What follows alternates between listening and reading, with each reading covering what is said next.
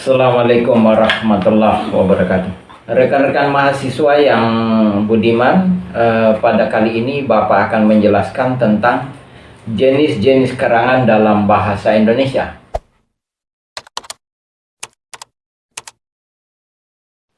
Ada 5 jenis karangan dalam bahasa Indonesia.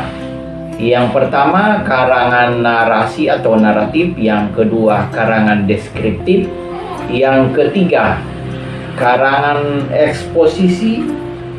Yang keempat, karangan persuasi. Dan yang kelima, karangan argumentasi. Agar lebih jelas dan mendetail, bisa memberikan pemahaman yang mendalam bagi rekan-rekan mahasiswa, maka saya akan jelaskan jenis karangan ini satu demi satu. Yang pertama, karangan narasi atau naratif adalah karangan yang senantiasa menceritakan satu peristiwa berdasarkan urutan waktu atau secara kronologis. Misalnya, kejadian pada malam itu diawali dengan sulutan api jam 7.30, kemudian setelah Isya api semakin membesar, setelah jam 9 malam api tidak bisa lagi dikendalikan, terus jam 12 malam tepat seluruh gedung itu terbakar hangus. Nah, ini yang disebut dengan karangan narasi atau naratif. Yang kedua, karangan deskripsi atau karangan yang melukiskan, yang menjelaskan secara mendetail sehingga pendengar atau pembaca seakan-akan menyaksikan sebuah peristiwa berlangsung.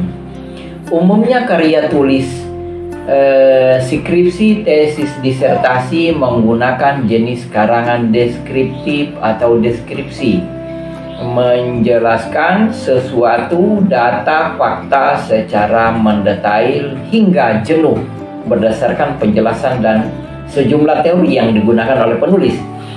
Yang ketiga, karangan eksposisi. Karangan eksposisi adalah karangan yang bersifat memaparkan sebuah peristiwa atau kejadian.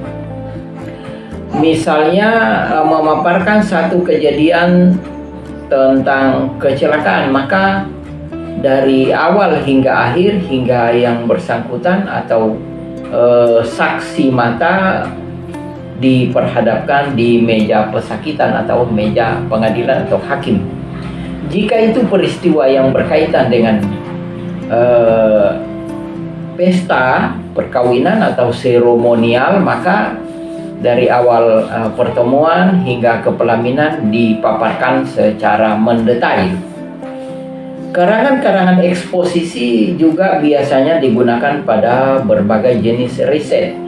Riset tentang eksakta juga biasanya menggunakan pemaparan secara mendetail atau eksposisi. Yang keempat adalah karangan persuasi atau persuasif, yaitu karangan ini berusaha untuk menggiring pembaca, pendengar pada satu pokok bahasan yang bersifat untuk mencari massa atau mencari pengikut atau mencari peserta. Persuasi biasanya digunakan oleh para tokoh-tokoh negarawan atau politikus yang ingin mencari simpatisan atau kader-kader partai yang ingin membesarkan partainya.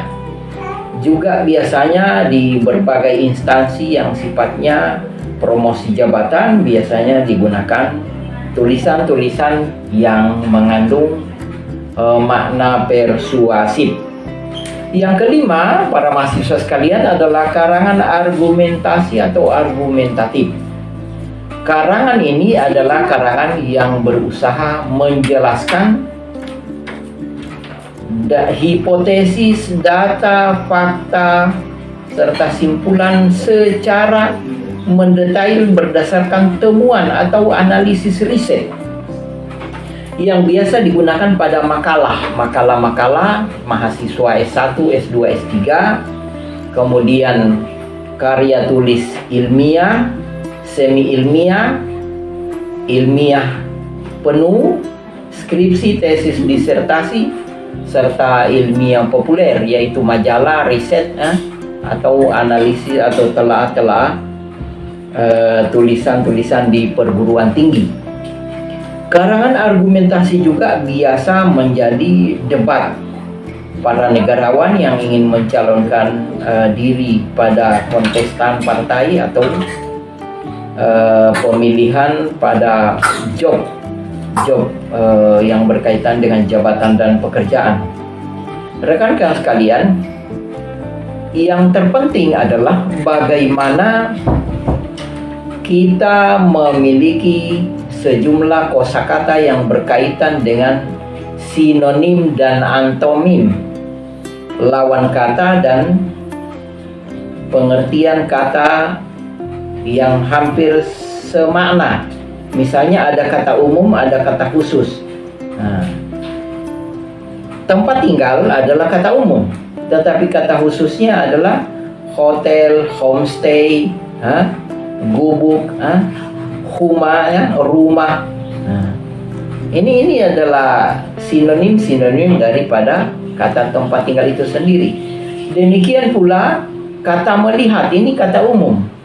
Ada, jika kita terjemahkan lagi lebih luas atau lebih khusus lagi, ada melihat, memandang, memantau, memata-matai, mengintai, mengintip, menganalisis.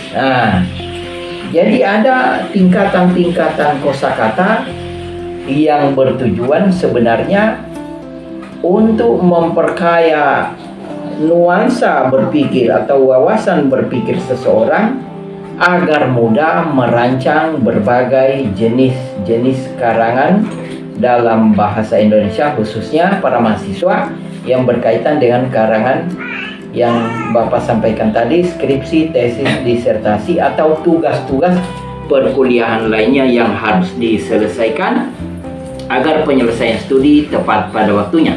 Atas perhatian rekan-rekan mahasiswa, Bapak sampaikan terima kasih. Wassalamualaikum warahmatullahi wabarakatuh.